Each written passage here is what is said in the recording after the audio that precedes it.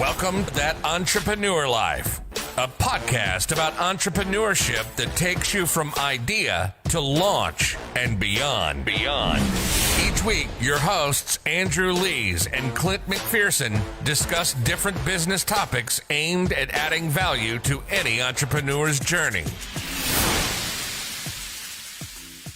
Welcome back, everyone, to another episode of That Entrepreneur Life. I'm Andrew Lees, and I'm here with my co-host, Clint McPherson. What's up, man? Not much, brother. Again, like always, and I can't reemphasize this enough, man. I'm excited every time we record an episode. And with that said, brother, let's go ahead and kick this thing off by welcoming our special guest, Russ Barnes, to the show. How you doing, brother?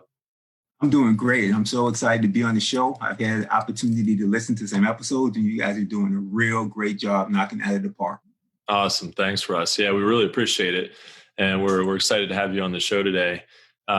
Before we kind of jump into everything, we're going to ask you a few questions and just kind of talk about a few things. But could you just give us a quick overview of who you are and what you're all about? Russ Barnes, obviously. I grew up in New York, third of 8 kids in my family. A very unique situation because my 2 older brothers were 5 and 6 years older than I am. My next brother was 3 years younger, and then on down from there. So it was almost as though I was part of 2 families, and it created a very unique perspective for me because at a time I was the baby of the family. For a time I was the leader of the family, and then there was that time where I felt like an only child. And so it really determined my path in life and how I kind of navigate things. I ended up going to college on an ROTC scholarship, and that's what got me into the military. I planned to do 4 years and then get out and make some real money. That turned into more than 4 years. 27 or something like that, right? I served 27 years on active duty as an officer. I was a combat aviator. I flew combat missions during Desert Storm in the B-52 as a radar navigator. I spent 16 years on higher headquarters assignments, which I refer to myself as a staff geek. 9 of those years I was in joint service, so I got to work with officers and enlisted folks from the other services, which was incredible for me because I learned the different cultures. And then I retired in December of 2009, so a little more than 10 years ago, and set out on my entrepreneurial journey because I never wanted to work for anybody ever again. Come on, Russ. You just said it, brother. Man, what you just said, one, from coming from an infantry officer from the Army of 10 years, I want to thank you for your service, one. Yeah, but really appreciate it. But 2, brother, coming out of that, that's exactly why I'm an entrepreneur today. I did not, after my 10 years, from the, and I've said this on the show, from the toxic leadership to the awesome leaders I had. It's not always a pleasant journey during that time. And you spent almost, seemed like forever, right? 27 years. That's a long time, brother. But I want to jump on something you just said, which is leadership. And leadership is one of the things that kept me on active duty for as long as I stayed. There you go. Fascinating. I saw some good leaders. I saw some poor leaders. And I had to create my own leadership style because my personality really didn't fit what I saw. And so I was able to do that. And my last assignment on active duty was a culmination of tremendous things. And I felt that my leadership was right on point by the time I retired. I love it, man. I love it. So with all that said, through your introduction, and as the founder of Systro, which we kind of talked about offline a little bit, as well as a fellow podcaster with the Purposefully Profitable podcast, as well as the author of Small Business of Service Members, man, how did your entrepreneurial journey start? Because like we said, 27 years in the military, man, and then now, how did that inspiration come about, and what it is about entrepreneurship that you're passionate about, man? It started with me as a kid, and the sort of the seminal story, the origin story for me in terms of entrepreneurial life was when I was in 3rd grade. I was in gym class and I didn't have a pair of sneakers. My sneakers wore out and I didn't have a pair of sneakers, so I had shoes on. And gym teacher told me that if I didn't come with sneakers, that he was going to fail me in the class. And I didn't want to go home and ask my father for a pair of sneakers. He was going to give me the lecture about how I tear everything up. So I didn't. Right. My mother, she would intercede on my behalf and ask him. And she said, no, it's your sneakers. You ask him. Right. And so I decided at that moment in life that I never wanted to have to ask anybody for anything. And I was going to find a way to get the things that I wanted. And so at that point, I started looking for ways to make money. How can I make money? How can I buy my own things? And I shoveled snow, raked lawns. By the time I was 13, because you had to be 13 to get a blue card, I got my paper out, and I had my paper out. Excuse me, pardon me. I had my paper out all the way until I was a sophomore in high school. And I just actually had one paper out because I could make more money with more paper, delivering more paper. And that started me out on that entrepreneurial path.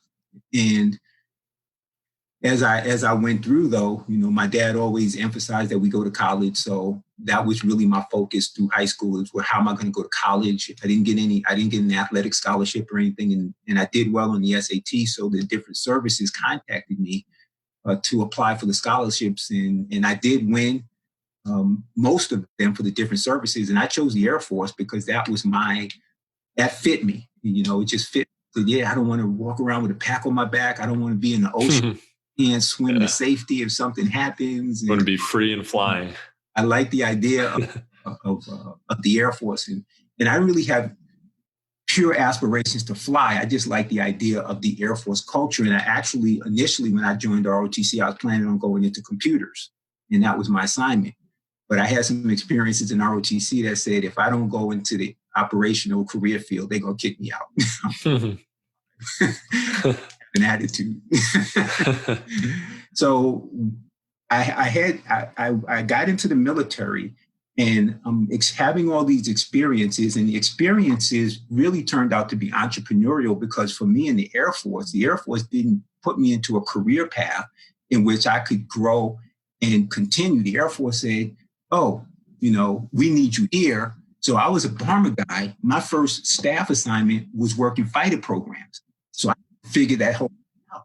And I had to join the community of fighter people so that I could figure out how I could help them. And then, I had another assignment where I went to the Pentagon, and I'm a political military officer. I had no background in that. I went to European Command as Chief of Intel Plans Requirements. I come to Central Command as Chief of the Policy Division. All of these things were areas in which I had no training, background, and experience, and they didn't give me any. So I had to figure out how to make all that stuff happen. So by the time I retired, I felt very capable of being an entrepreneur. But then the problem was I didn't know what my value was or how to translate that value into something that would enable me to make a living. And so that was the next part of the journey. And what I ended up doing is, when I went through the TAP program, I met this lady who had a company, who was working for a company called the Entrepreneurial Source. And we started talking about this idea of franchise. And that's what got me actually started on the journey of being a business owner. Mm. Yeah, that's really cool. And so it sounds like in the military, you learned how to adapt and how to, if there was a sink or swim type situation, you were going to swim, like you were going to figure it out no matter what. And I think that's a key part of being an entrepreneur. But like you said, you had to figure out I can do whatever, I can rise to any occasion, but what is the occasion, I guess? I had an assignment in my last assignment where they sent me to Saudi Arabia to help the Ministry of Interior set up a facility security force, a security assistance operation. I knew absolutely nothing about any of that, because that's an Army thing, operation. That's an Army thing. But they said, I was in 06, and they said, we're going to send you out there. You're going to be out there until we find a general officer to replace you. And I couldn't figure out if it was just, I couldn't figure out why they were sending me to do this. Am I just a placeholder? Am I just supposed to sit in the chair all day until they find a general officer? I didn't take that attitude. I said, if you're sending me to do this job, then I'm assuming you want me to do the job. Right. So I got out there and I got a book. I actually have it right up there. the management, what is it? The management of security assistance. So I got the book. It's a big, green, thick book. I can see it up there. I read the book, and it showed me what to do. And from that point on, I just walked down the path and figured things out. And I wanted to tell that story because there was a guy who was in Saudi when I arrived, and he was a major. And I was asking him, how does this work? What's happened to this point? And what needs to be done? And so he started giving me a story about how it wouldn't work and this thing and this and how messed up everything was. And I said, well, okay, I get that. But what is it that we're supposed to be doing? What's the next step that has to happen? And he just really couldn't tell me. And so we got into a personal conversation about his career. And during his career, he started talking about being set up to fail. And man, I said, you can't be set up to fail. You can be given an opportunity or a challenge that you are not prepared for. You need to rise to that challenge. And if you rise to that challenge and you get it done, then you move up to the next level of responsibility. And so that's been my perspective on life as well. And I carry that into my entrepreneurial life. Yeah, that's great. So, I mean, you ended up founding this company, Systro Business Strategy. Mm-hmm. And with that, you help small businesses create more efficient organizational systems. What was your inspiration for starting that business? Because when I retired, and as I was retiring, I looked at various options. I'd been working in the government for a long time, so I thought my best avenue forward would be to go and work as a government contractor, And so I spent few $1,000s doing my due diligence and taking courses to prepare myself for that. And what I found out was that was a dangerous area to go into when you don't have enough experience and skill to navigate those waters. I just said, man, those are shark infested waters. I lose my shirt really quickly. And I talked to a lot of people. I went to conferences and I did my due diligence. And so when the opportunity to go into the franchise came available, I said, okay, this is my master's degree. I'm going to get in here and I'm going to figure out how I, with my personality, can become a successful business owner. And it was even to the point where I said, I need to know even if I can do this. I didn't know if I could even be a business owner at that point. I just knew it was something that I had to do for my life. And as I did that due diligence and I started to walk down that path, I found out that there was no structure, no framework, nothing, no organization for what it took to be a successful business owner. And so I built that franchise for 3 years. It was a 5-year contract. That's another whole long story. But I built that for 3 years, and I wanted to be in the community of business owners so I could see what they were doing. And at the end of that period of time, I found out that there's a point which I now refer to as the pre-profitability stage, where a business owner is struggling to understand what to do and how to do it. There's no help. The small administration, while they provide great services and great training, can only help you if you are at a certain point in your business where you have revenue and where you might have employees or at least people helping you. It's the same thing with the Business Development Center. And SCORE counselors are really focused functionally, so they can help you as a business owner holistically. And these are all great organizations. So if you are out there, definitely contact them and definitely use their resources. But there's a point before they can be good. And that is where I started to see challenges that I might be able to address based upon my skill set as a person who thinks strategically and functions from an organizational perspective. So my goal with Systro, which is Systems for Strategy and Organization, it's a made-up word that I've registered as a trademark, was to bring the ability of strategy and organization to people who did not want to be or were not capable of being strategists, and to spend that time crafting and constructing organizational frameworks. So that's what I do. I have several models that I've created, and the idea is what I call structure without restriction. Because as a business owner, you don't want to be told what to do, but you know you need guidance. So I can come in as a strategist with the frameworks and help you understand where the boundaries are. And you come in with your passion, with your experience, with your expertise, with your knowledge, with your skill, and we co-create this path, then it's a win-win for both of us. And the people I work with, it's wonderful.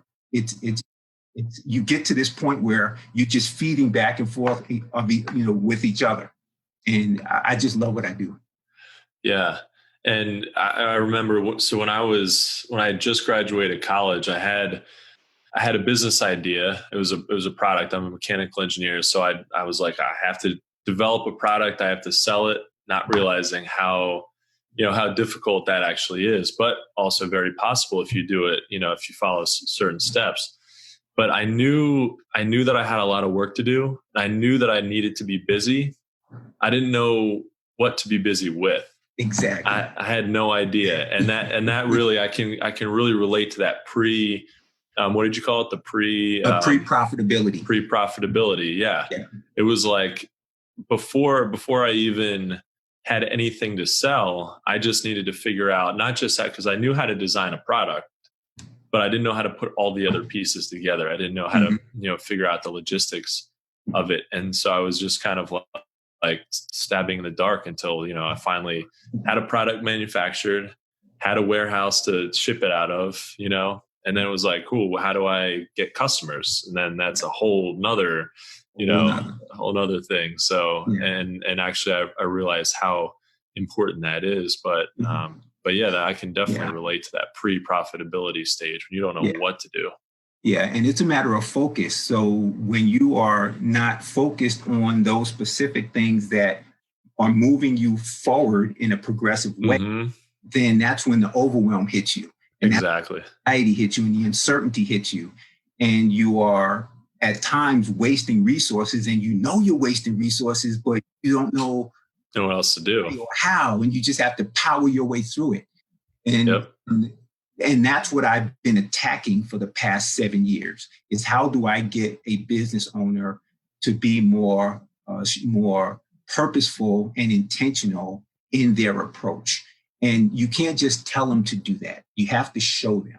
Right. Stay and guide them. So as a strategist, I don't call myself a coach or a consultant. I refer to myself as a strategist. So as a strategist, we map that out. Yeah. And the two programs I have, and it is a tongue twister, and I heard you kind of struggling with that tongue twister a little bit, Purposefully Profitable Program. Yeah. Say that 5 times real fast. Yeah, exactly. I can do that. I know you can, but me, I'm going to trip all over myself. And the key is just say it slow. Purposefully Profitable Program. There you go. So that's where I work business to consumer, one-to-one strategy work. And then I have a mission mapping program that I use when I work business to business. And it's very methodical progression through a path that helps you create your own personal path to prosperity, is what I call it. I love that. And I love how you mentioned it as a framework. I think, and we talked about this offline too. And I think that's why when I was in the military, I loved it just for the simple fact that there was an operations order. There was a framework that's been in existence for a couple hundred years, and has been a proven a methodology that's in place in the military for us to be successful, and win wars or whatever you want to call it. But it's just, man, when you lay a framework out for a business owner, a small business owner, because I'm in the digital marketing space. So I've seen a lot of small business owners reach out for help, but they're past the point of help because they've spent so much money in areas that it was like they didn't know what they were doing, and they were just spending money to try to make money. But they had no framework laid out. They were trying to get to step Z before they even did A, B, and C. Yep. And it's like, man, and next thing you know, they call me as a marketer to help them figure it out. And by that point, I'm like, this is what we actually need to do. But they're like, man, I wish I would have talked to you sooner, because now, like, I have to close my doors because I have no more money.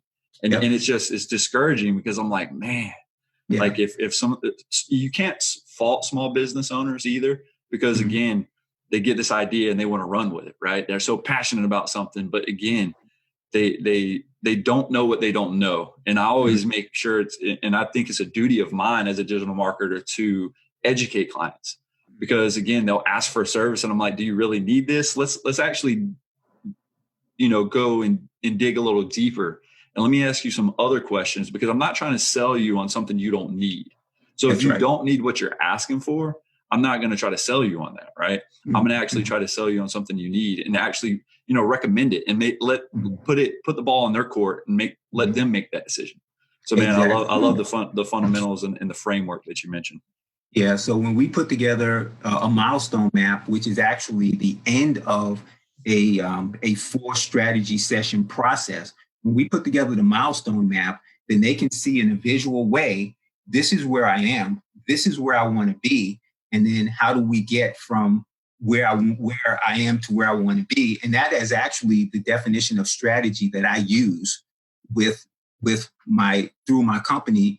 Strategy is simply, how do you get from where you are to where you want to be? So the first thing you need to figure out is, well, where do I want to be? And you need to figure that out both in terms of money and meaningfulness. Because if you figure out just in terms of money, then after a while, it's going to become unfulfilling for you. And if you figure it out just in terms of meaningfulness, it's going to become unsustainable. Not going to be charging for what your value is worth. So we figure that where you want to be, we figure it out in terms of meaningfulness and money. And in the beginning, it can be an artificial construct. For me, it started with just knowing that I wanted to be an entrepreneur. And it started with me knowing I needed to replace $40,000 in income that I was losing as a result of my retirement. If I wanted to maintain my same level of lifestyle, I needed to replace $40,000 in annual income. So that was enough. It doesn't have to be specific. It just has to be enough. Because then, as I said, okay, if I want to be an entrepreneur and I need to make this amount of money, how much money do I have now? How much money am I making? What do I know? And so that helped me to say, when that franchise opportunity came along, I could say, okay, this is going to give me an opportunity to figure out what an entrepreneur does and how they do it. And it also gives me opportunity to generate $40,000 in income that I need to replace. And so now I could just walk down that path. And so if I want to be an entrepreneur, what do I need to know? I need to know what entrepreneurs do. How do they function? So I start studying entrepreneurs. So you can see how I'm being purposeful and intentional, moving along my path and using my resources effectively, because I know what I need as my desired outcome.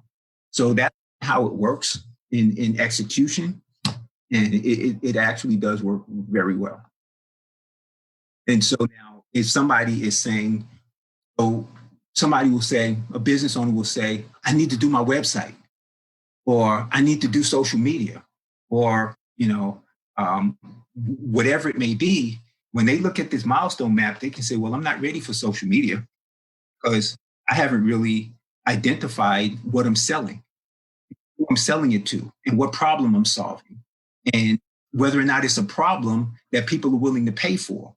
So now they realize I need to do all this stuff before I start getting into, building a website. Sure. I mean, I've run into it all the time, man.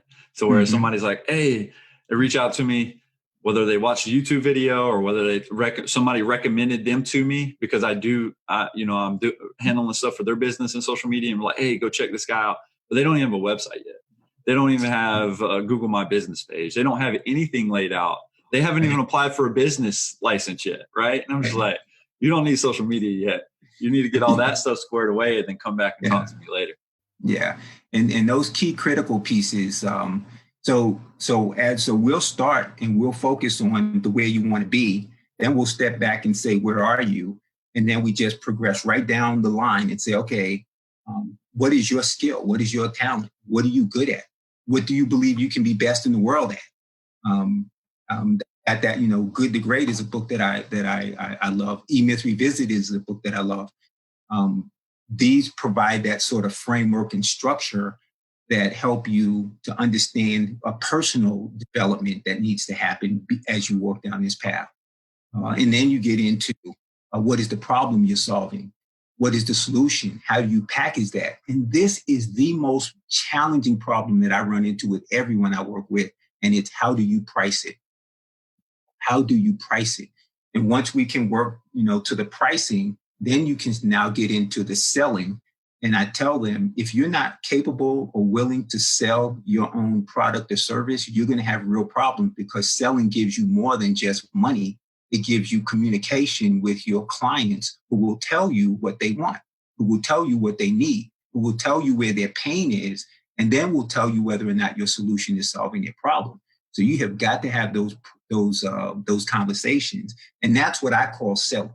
Because if you have those conversations effectively, people will purchase from you. They'll go, hey, you understand my problem. You've listened to me. Your solution is suitable.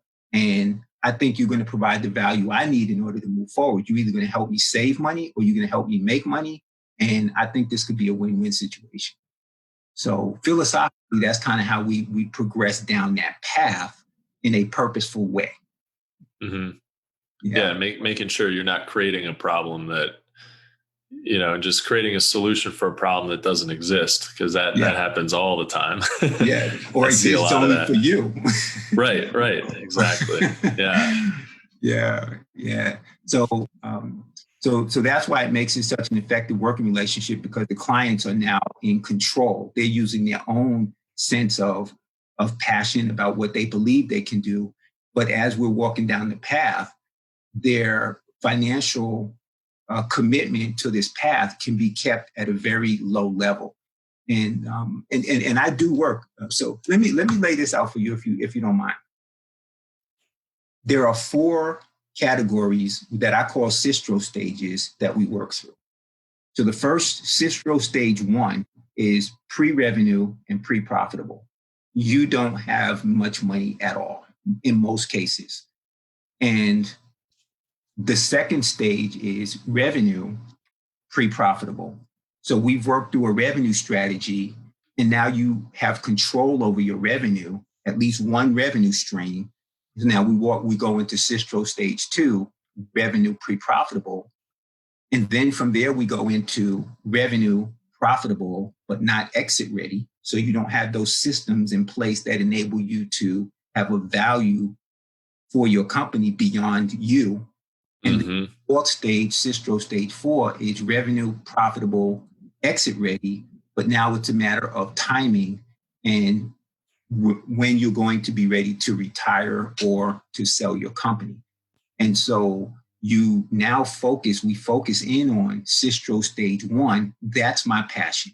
That's where I like to work. But the challenge is people can't afford to pay me in that stage.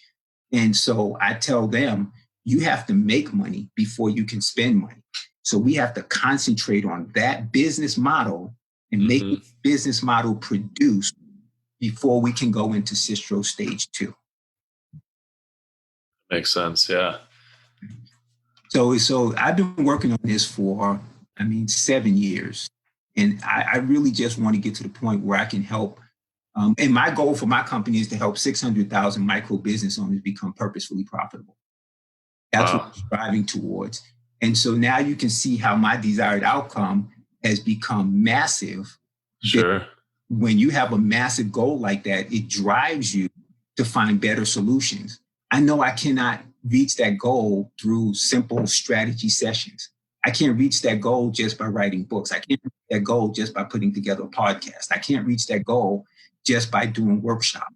I have to find something bigger and better. And that's what gets me up every morning with enthusiasm, motivation. Yeah, creating your own strategies and organization to make that happen. Because that's a big number. Even just hundreds or thousands, or even 1,000 or more would be, per year, especially, would be a huge number. But Yeah. And especially considering that you're probably working with these companies from day one, when they can't afford to pay you right away, you're sort of investing yourself and your time into them, knowing that, eventually they are going to be able to pay you. You're going to be able to help them get to the next through your 4 phases, and you're going to work with them for a long period of time. So each customer, 600,000 customers times however long years really that you're involved with them. I mean, it's a lot of time. So you need a lot of help with that. Yeah. Well, and so that raises that sense of creativity. So I ask myself the question, is 600,000 a realistic number? So then I go out and I look and say, well, has anybody ever done this before? And I look at, there's a lady named Alexa Von Tobel who created a company called LearnVest, where it was the same concept, but applied to investment, because she saw her parents who didn't have enough money to be able to invest with one of the major investment companies. They want like $500,000 going in, but they wanted to put them somewhere. They didn't have the education or the understanding, so they weren't savvy in terms of investment. So she created this program where a person can come in with a little bit of money, get the education they need, invest the money, grow it, and then eventually get to the point where they would be able to contribute that. So I looked at that, and then looked at who is it? It's a Total Money Makeover, Dave Ramsey with Total Money Makeover. And how many people has he been able to help become financially successful through him? And so I said, this has been done. This is not realistic. I have models that I can follow, and I have things that I can look at. I just have to create it in my own way based upon the community of people that I'm trying to help. And so when you have that desired outcome, you have that goal, you can then begin to look out and say, okay, who has already done this? And you can begin to pull pieces and parts of that and put it together. So again, you're not haphazard. You're not trial and error. You're not trying to figure it out. You can begin to sort of follow their model and then make the adjustments as you find out what the differences are in your community. Yeah, and you're not recreating the wheel, which is cool. Exactly. Right. I mean, I think a lot of us spend a lot of time and waste a lot of time. We're trying to recreate it, trying to make that perfect model. But like you said, man, there's already models out there. There's already people doing it. If you think it hasn't been thought of right now, I mean, it's very, very rare that you find something that hasn't been thought of, maybe not executed on, right? Or maybe not executed properly. But there are models out there, people moving forward with things, and it's just you putting your own spin on it, and making sure like the gaps or the holes that you see in somebody else's plan, you're buttoning that up, man, and making it, bulletproof to where it's like, hey, this is going to work. Yeah. And one, it also gives you the inspiration to keep moving forward, right?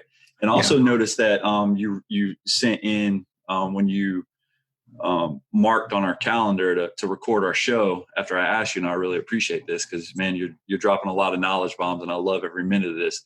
I noticed that you wrote a dissertation, right, about organizational design for small business. Yep. And a discovery of business fundamentals for executing a purposeful path to profitability. And I know we're hitting all on this, but I wanted to ask this question. I mean, from your experience, where does the organization of small businesses tend to fall apart from what you've seen?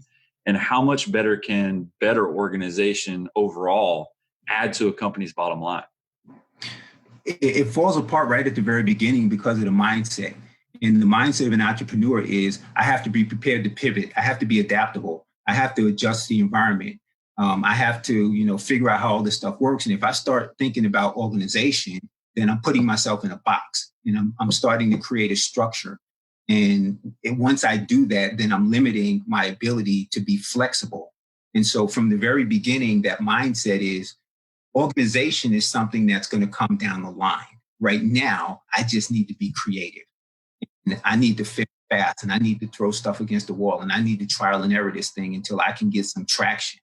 Once I get some traction, I get some money, then I can figure this thing out. So it falls apart right from the very beginning, right from the outset. And so that's why when we sit down and I begin to bring organization in, I don't talk to them about organization. I don't talk to them about the models. I don't talk to them about anything. I just work in an organized way, and they get the benefit of seeing how that organization approach works. And they still feel like they're not restricted. And so that's where acceleration. So I talk first about traction, and then I talk about acceleration. And you're taking limited resources, maximizing them because you're using them as effectively as you can. You're going to lose some money. Nothing's perfect. You're going to make some mistakes. You're going to go through everything that every entrepreneur goes through. But the idea is that you make less of them. And you've heard of the 20 questions, the game 20 questions. You know, you get to ask 20 questions to figure out what the person had in their mind. And when your 20 questions are done, if you haven't figured out what they had in their mind, then the game is over. And it's a similar way in business. You know, your resources are your 20 questions. And when you've asked your 20 questions, if you haven't figured it out by that point, then you're done. You're out of the game. And so what I try to help them do with strategy is to make the best use of those 20 questions so that then they get the traction, and then they can accelerate, and then they can move forward. And so that's the idea behind the organization. And it's design. And so there are these three analogies that I use for business because I haven't really quite figured this out yet. The analogy of running a marathon, you have to take every step along the way. But when you run a marathon, the course is marked and you know where the finish line is. And there are people along the line cheering you on, and you get a medal when you're done. Whereas if you just stepped out of your house and you ran 26.2 miles with no direction and no Garmin and no sense of how far you've gone, you might think you've gone 10 miles and you've only gone one. If you're runner, you know that's the way it feels. So that's one analogy. The other analogy is of building a house. When you build a house, you architect the thing. You put together a plan. You know where are the rooms going to be. You don't just start going to buy furniture and then figure out how am I going to build this house around the furniture. You don't have a roof, or put the walls up before you put the foundation in. And so there's a very purposeful way you go about building a house. And then the third analogy is raising a child. I initially thought it's growth. It's the idea of growing a business. And you can grow a business like as if it were a plant, where you plant a seed, you water it, you put some fertilizer on it, and you wait for it to grow. But businesses don't grow that way. They more like children, where they're almost it's a thinking entity. Your business is almost a thinking entity because as it goes stages, you're going to have to do different things in order to keep it moving along. What got you to 1 million won't get you to 10 million. What got you won't get you to 100 million. You have to nurture it in a more engaging way. So those kind of three approaches mentally towards how you approach this, but they're all organizational frameworks. And when you understand them as organizational frameworks, it's a lot easier to apply. And so that's kind of what I was getting at in terms of I haven't really, is one of those the right one? Do you have to consider all three at the same time? How does it? But I'm a learner. I love to learn. I love to learn. You see all these books. I love to learn. And this is fascinating for me because it's a part of the learning process that once I figure it out, I can share it more effectively with people that say, you know what, you're actually in the house building stage. You're actually in the nurturing stage. You're actually in the marathon stage.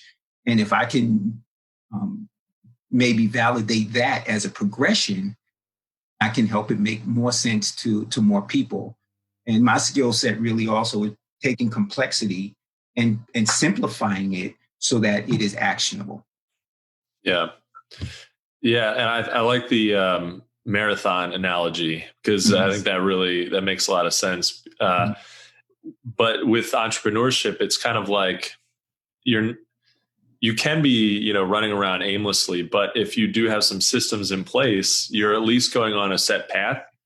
but like there's no finish really. You just keep going, but you could have milestones along the way. Like, okay, I want to hit this milestone, that I want to get to 100,000 in revenue. I want to get to 1 million or whatever it is. And you just keep going. Or, Exactly. it could also be, besides money, it really can also be purpose or how you run the business. Cause it's not just about making money and hitting those revenue mile streams, but it's also about how you make that money. I think that's so important because you can make $1 million and be working 24 hours a day, practically trying to scratch and claw your way to all that revenue, instead of setting up these systems and leveraging other people's time, giving them opportunity too, by the way. Like if you're doing less work yourself, you're giving other people an opportunity to earn a living, which is awesome. That's a great purpose, I think. And it is. Yeah. And then you start to be able to really grow and really, so yeah, having that framework is so important. Yeah. So everybody is on their own individual and very unique journey. And, I started out saying that my initial desired outcome was to be an entrepreneur. Now my desired outcome is to help 600,000 micro business owners, and there's a money associated with that as well. So you do have to have both the money and the meaningfulness. But your desired outcome might be, I want to build this company and make this money so I can feed this nonprofit. And, you can come up with any number of things that make you motivated to get up in the morning and do that thing that you do. But it's all unique and it's all individual. But you gave me a thought, Andrew, when you just said about the marathon. So the thought that occurred to me was maybe those analogies work for different people with different products. So your mindset be, okay, I understand the marathon analogy and I can apply that. Or somebody else will say, well, I understand the house building analogy and I can apply that. And based on the product or service that I deliver, that makes sense for me. So that's something for me to consider is, maybe testing the analogy with the individual and the type of business. I might find out that people in service businesses resonate with the marathon analogy or the growth analogy. So that's a good thought. Yeah. Yeah. It could be applied a couple of different ways, and people will, I think people kind of, it'll resonate. They'll connect with certain things a little bit more. Or maybe they'll hear what you're saying with one of those analogies and they'll come up with their own. Exactly. They'll have, that makes sense. Well, it's kind of like this other thing that, that I have in my life that's very similar. So, so we talked about it a little bit, but with the, we as entrepreneurs, we all have this, we want to get to this certain level, with our businesses. So we talked about setting those milestones, and we tend to get impatient, with getting to those particular levels.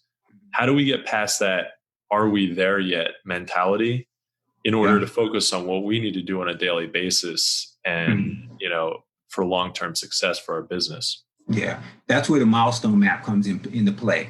And I tell them all the time, strategy gives you patience, because when you can see on a visual outlay what the components are to get from where you are to where you want to be, then instead of trying to get from A to Z, you realize that all I have to do is get from A to B. And then when I get from A to B, then I can go from B to C, and I go from C to D. And the beauty of mapping this out in a visual way, and I am so adamant about writing things down, put it on a piece of paper. We talk about early in the process, we talk about sales process. In order to graduate from Systro stage 1, you have to have a written sales process that you've replicated to prove that you can acquire customers using that sales process. And if you cannot acquire customers using that sales process, then we're going to work on it until you can, or we figure out that whatever it is that you're doing isn't ever going to work. And in case, then you need to find something new to do, because that is a non-starter. So as you are mapping these things out and you putting these components in place, you can you can begin to see, okay, I can't get to that point until I do this. So let me just focus. I'm going to focus on this. I'm going to get this piece done. I'm going to get this piece in place. And you've both been in business long enough to have a sense of what types of things have to happen in a certain sequence. Otherwise, you're just going to be wasting your time. And so that's where it comes in when you map out, even if it's an artificial construct, when you map it out and you can see it before you visually, then you can step back and you can take a breath. And once we get through the milestone map part, what I hear from my clients is, number one, man, I feel so much lighter carrying that whole heavy load of the whole project. The second thing they'll say is, this is doable. This is doable. I can see how I can go down this path. And then, so I would actually throw a third analogy in there, and the fourth analogy is that of taking a trip. When we go on vacation and we say we want to go to a certain destination, we first choose that destination. And then once we've chosen that destination, then we can begin to ask the right questions, like, how much is it going to cost us to go there? Where are we going to stay when we get there? Are we going to fly? Are we going to drive? How long are we going to stay? And then you start mapping out from where you are with a desire to go on a vacation and have a great time to where you want to be. And if you find out that you don't know enough to make the trip on your own, you can call a travel agency and say, hey, I need some help planning this trip. And now you have somebody with expertise who can help you. And it's the same thing in business, where you would call a coach, or you would call a consultant, or you would talk to a digital marketer, or you would then know what types of expertise you need to help you along that path. But first, you have to be able to see the path. And so strategy gives you patience.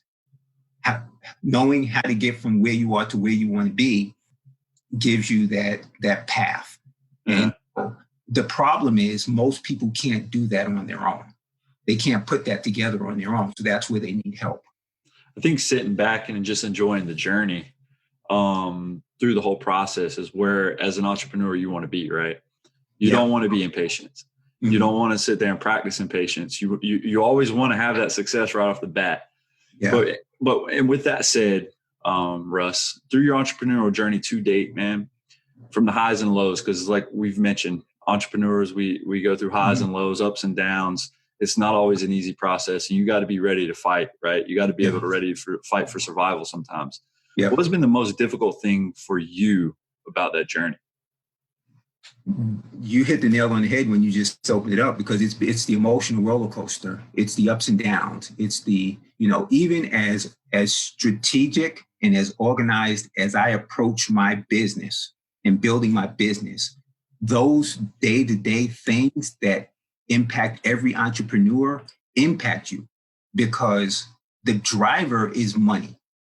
And if you're not generating the revenue you need in order to accomplish what you want to accomplish, that creates a high level of anxiety. And those emotional ups and downs, man, that is the biggest challenge.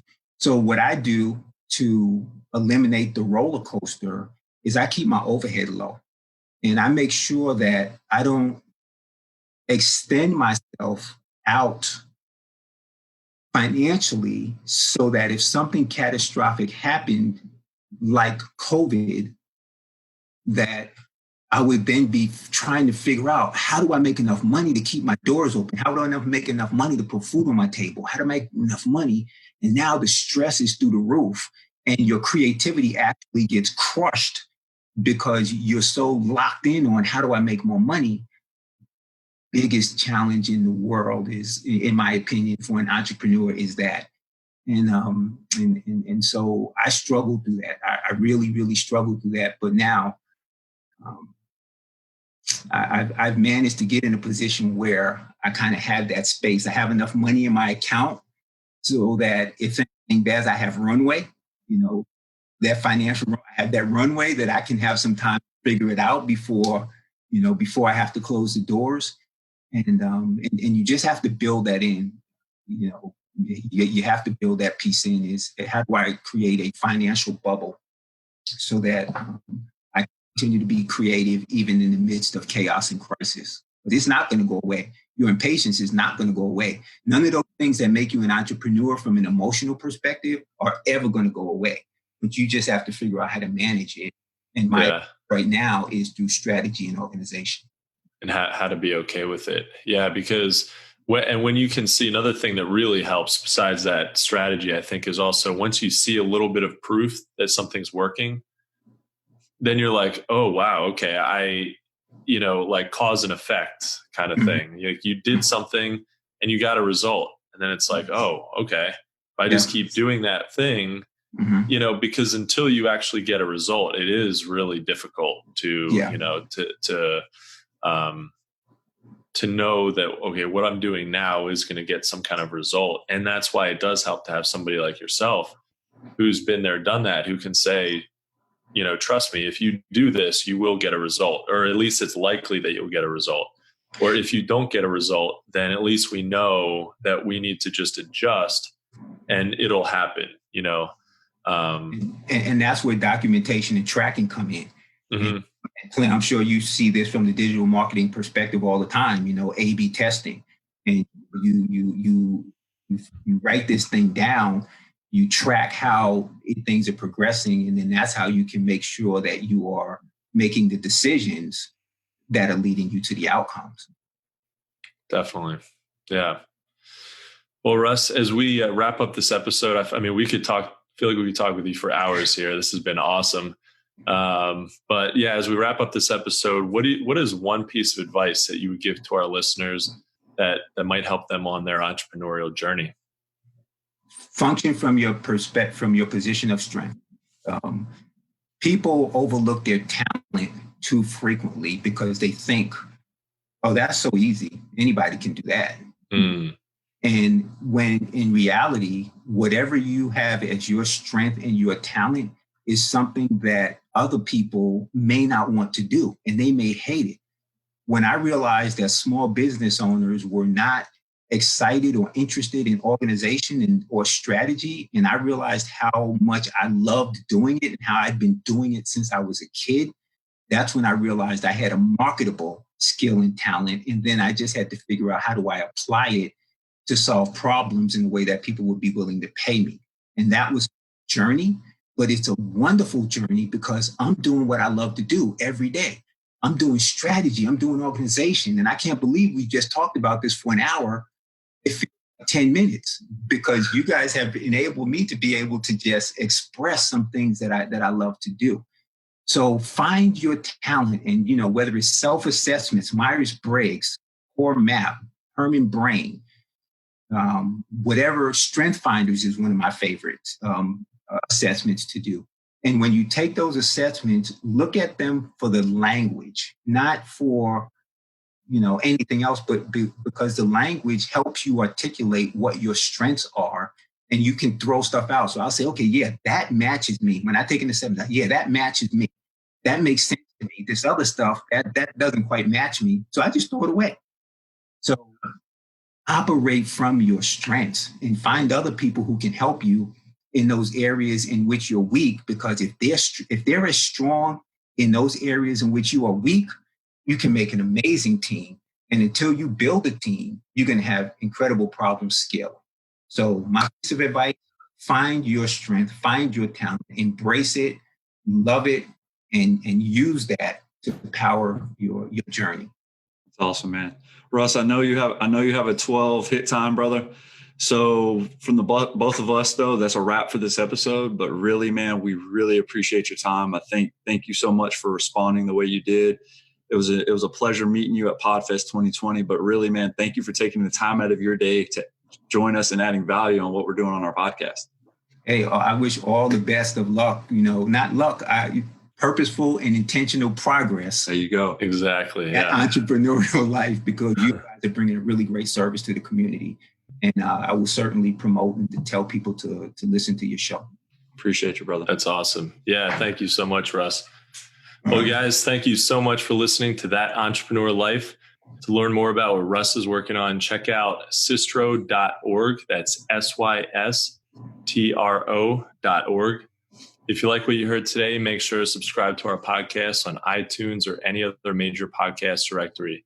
You can also find us on all the socials and on our website at thatentrepreneurlife.com. And with that said, guys, we also want to quickly give a special shout out to our family and friends to include all of our followers, our listeners, and subscribers, guys. If you find value in our show, please consider making a small donation. Just even a few dollars helps us keep things moving along to bring value to your entrepreneurial journey. Thanks for continuing to support what we do as entrepreneurs, guys. And don't forget to join us next week for another episode of That Entrepreneur Life. Thanks for listening to That Entrepreneur Life podcast. Be sure to visit thatentrepreneurlife.com to join the conversation, access our show notes, and discover our fantastic bonus content. Don't forget to join us next week for another episode as we continue to add value. Until next time.